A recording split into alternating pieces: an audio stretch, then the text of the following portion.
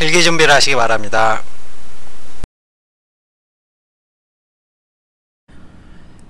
덕성여자대학교 2011학년도 수시논술 인문계열 문제 보겠습니다. 이때 덕성여자대학교는 문제 1번에서 내적 정체성의 확립이 왜 중요한가 이러한 것을 토대로 모국어 교육의 필요성을 서술하는 그런 문제를, 문제 2번에서는 효와 신독 그리고 논어의 현재적 가치라는 다분히 인문학적 문제를 출제를 했고, 문제 3번에서는 민족주의와 문화다원주의에 대한 두 개 문항을 출제를 하고 있습니다. 문제 3번과 관련해서 학생 여러분들은 반드시 배경지식에 탑재된 샐러드볼과 용광로의 설명을 들으시고, 이를 토대로 해서 보편성에 기초한 상대주의 그리고 철저한 상대주의에 대한 이해를 보다 분명히 해놓으시기 바라겠습니다. 각 문항별로 서술 방향 확인하겠습니다. 문제 1-1에서는 가나에 나타난 논지의 공통점을 약술하라 이런 요구를 하고 있고, 여기에 대해서는 제시문은 모두 현실을 위기상황으로 인식하고 있고 자신에 대한 주체적 이해와 성찰이 이러한 위기를 극복하는 가장 기본적인 동력이 된다. 따라서 외부 문물에 흔들리면서 방향성과 근본을 잃고 있는데 자주체성을 토대로 자기 내실을 기함으로써 이것을 극복하자 이러한 논지의 글을 전개를 하고 있고, 모든 문항에 대해서 학원 측에서 예시 답안을 작성한 만큼 이 정도 간단한 키워드만 짚고 넘어가도록 하겠고, 문제 2번에서는 문제 1의 입장에서 다의 사례를 이용하여 국제화 사회에서의 바람직한 언어 교육의 방향에 대해서 논하라 이런 요구를 하고 있는데, 문제 1의 입장이 먼저 자신의 주체성과 정체성을 정립하자는 것이 핵심 요지인 만큼 이를 토대로 우선 모국어 사용 능력을 충분히 기른 뒤 외국어 실력을 배양하는 것이 세계화 시대 우리를 지키는 올바른 태도이다 이런 서술 해주시면 될 것입니다. 문제 2-1에서는 4개의 제시문을 분류하고 그 주제에 대한 본인의 견해를 서술하라 이런 요구를 하고 있고, 문제 1번에서 나, 다는 효, 가라는 혼자 있을 때도 자기 수양을 게을리하지 않는 신도 이렇게 분류될 수 있을 것입니다. 이때 추가 서술은 효는 동양사회에서 가족의 결속과 사회를 통합시키는 근본 이념이었다 이러한 식의 서술 방향을 저는 잡아보았고, 신독의 경우 자기 성찰을 통한 인격 수양의 일상화를 강조한다 이런 식으로 후반부 내용을 전개를 했습니다. 문제 2번에서는 전통적 유교 사회에서 논어의 의미와 그것의 현재적 가치를 논하라 이런 요구를 하고 있고, 따라서 논어는 춘추 전국시대 공자의 말과 행적을 기록함으로써 전통 유교사의 성전이라는 그러한 위상을 가지고 있고, 여기에는 공자의 정치사상 등 가치관이 담겨져 있어 유교사의 주된 정치 이념으로 오랜 역사 동안 동양권에서 투영되어 왔고, 현재의 시점에서도 인간과 세계를 성찰하는 해안을 이 책은 담고 있는 만큼 현대인에게 경험과 지혜를 확장하는 현재적 가치를 지닌다 이런 서술 방향으로 2번 서술을 완성을 했습니다.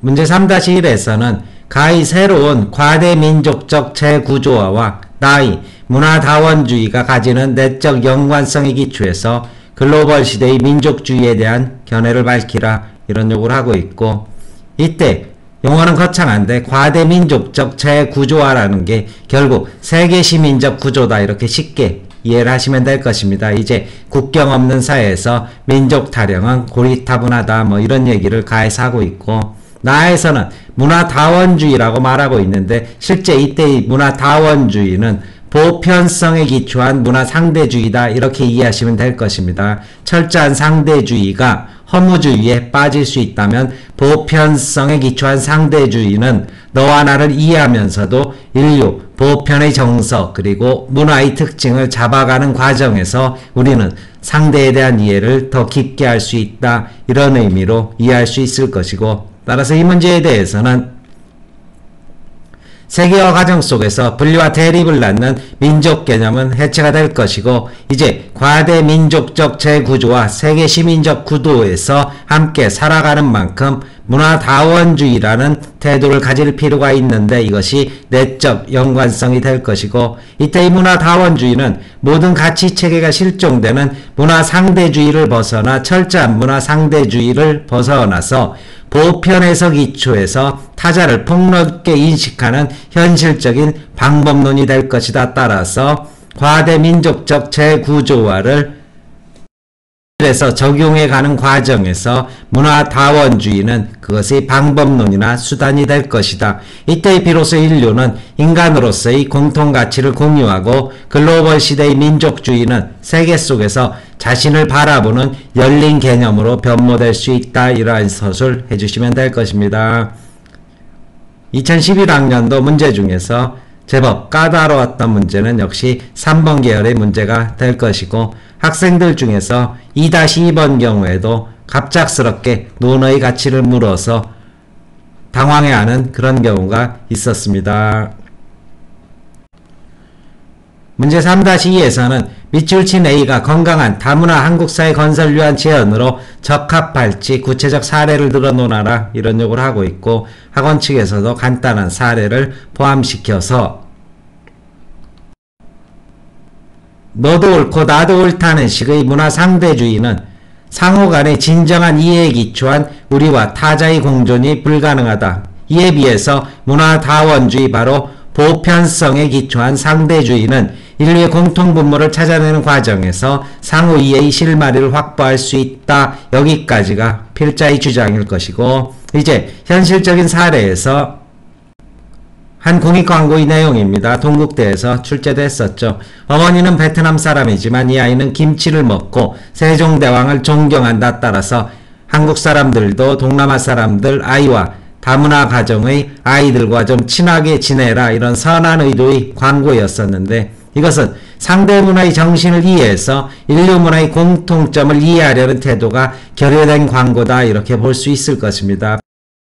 베트남 문화도 존중하고 우리 문화도 좋지만 결국 우리 문화 속으로 들어오라 너희들 문화가 어쩐지는 내가 잘 모르겠다 이런 식의 태도로 볼 수 있을 것이고 필자가 주장하는 다원주의는 아이 생활과 문화가 무엇이든 즉 세종대왕을 존경하던 호치민을 존경하던 그 자체로 존중하고 아이가 베트남의 식생활을 한다면 베트남 음식에 담긴 문화를 이해하려는 그런 보편의 틀 속에서 상호 문화에 대한 진지한 접근과 노력을 기울이자는 합리적인 제언으로 이해할 수 있다. 이런 식으로 3-2번의 답안을 작성을 했습니다. 답안 정해 보겠습니다. 대학 측의 키워드에 따라서 학원에서 작성한 답안지입니다. 1-1입니다. 제시문은 모두 현실을 위기 상황으로 인식하고 있다. 자신에 대한 주체적인 이해와 성찰 없이 외부의 문물에 흔들리면서 방향성과 근본을 잃고 있다는 분석이다. 따라서 위기 상황을 낳은 원인을 정확히 인식하고 무엇이 근본이고 무엇이 주변인지를 명확하게 파악, 주체성을 가지고 내부를 튼튼히 다진 뒤 외부 현실에 대응하라는 공통점을 보인다. 1-2번입니다. 국제화 사회를 헤쳐가기 위해서 우리는 우리 자신의 능력을 키워야 한다. 우선 모국어 사용 능력을 충분히 길러 우리를 둘러싼 세계에 대한 인식을 튼튼히 해야 한다. 그러한 바탕 위에 외국어 구사 능력을 갖춤으로써 사회 변화에 대응해야 한다. 그런데 현재 우리나라의 학생들이 우리말 표기법, 어휘 지식, 한자어 지식을 등한시하는 자기 모순에 빠져 있다. 따라서 앞으로 우리 언어교육은 자국민들이 모국어 구사 능력을 검증하고 이를 토대로 모국어 능력을 개발할 수 있는 터전을 닦는다는 기본에 충실해야 한다. 정확한 모국어 구사 능력 위에 다양한 외국어 습득 능력이 더해질 때 국제화에 바르게 대응할 수 있는 주체적인 인재를 기를 수 있을 것이다. 300자입니다.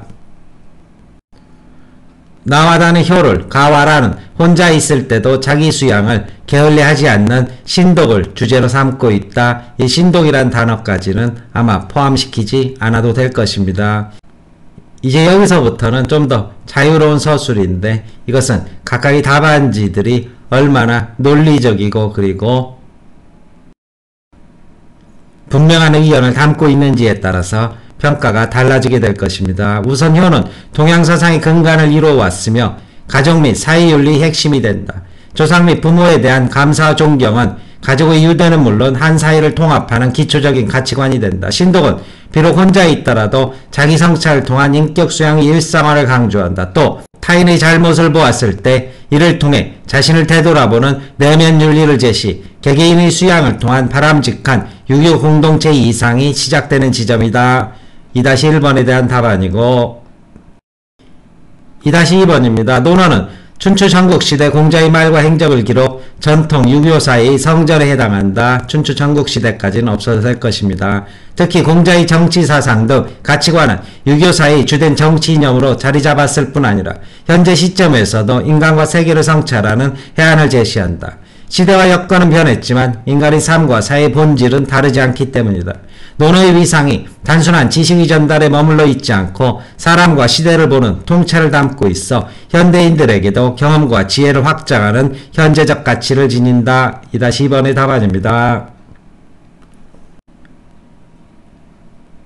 3-1번입니다. 가에서는 급속한 세계화 속에서 분리와 대립을 낳는 민족 개념은 해체될 수밖에 없으며 언어 등에 기초한 민족, 종족의 울타리가 과대민족적 재구조화 속으로 용해되는 과정을 겪게 될 것이라고 전망한다. 이러한 상황 속에서 문화다원주의는 모든 가치체계가 실종되는 문화상대주의를 벗어나 보편성 속에서 타자를 폭넓게 인식하는 현실적인 방법론이 된다.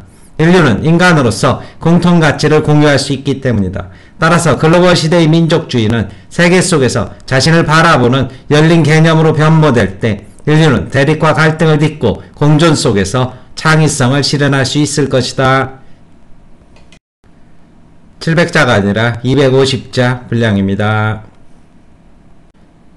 3-2입니다. 문화상대주의는 진정한 이해에 기초한 우리와 타자의 공존을 어렵게 한다. 하지만 문화다원주의는 인류의 공통분모를 찾아내는 과정에서 상호이해의 실마리를 확보할 수 있다. 한 공익광고는 사례 부분입니다. 어머니는 베트남 사람이지만 이 아이는 김치를 먹고 세종대왕을 존경한다는 구절을 방영했다. 여기에는 상대 문화의 정신을 통해 인류 문화의 공통점을 이해하려는 태도가 결여되어 있다. 하지만 다원주의는 아이의 생활과 문화가 무엇이든 존중하고 보편의 틀에서 상호이해의 노력을 기울이자는 합리적인 제안으로 볼 수 있다. 250자 분량의 학원 답안지입니다. 설명 마치겠습니다.